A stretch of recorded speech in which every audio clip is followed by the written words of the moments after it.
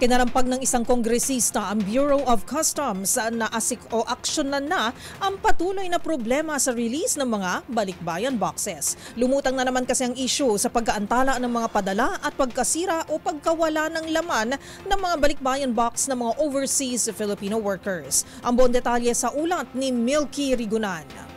Ngayong bare months, lumutang na naman ang mga problema ng ating mga overseas Filipino workers sa mga ipinadadalang balikbayan box. Kinalampag ni OFW Party List Representative Marisa Magsino ang Bureau of Customs na aksyonan ang naturang problema dahil paulit-ulit lamang umano ito mula sa pag-aantala ng mga padala hanggang sa pagkasira o pagkawala ng laman ng kanilang mga balikbayan box.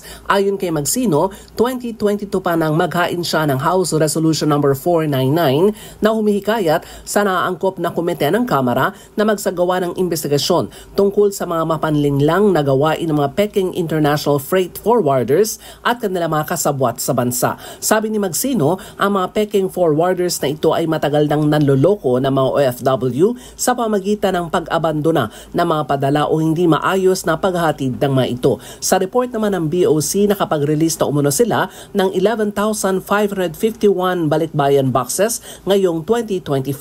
Inaayos na rin ang 4,969 unclaimed balikbayan boxes bukod sa abandoned balikbayan boxes na sumait sa ilalim sa legal proceedings para ibigay naman ang donasyon sa Department of Migrant Workers. Para sa MBC TV Network News, ako si Milky Rigunan, una sa Pilipinas, una sa Pilipino.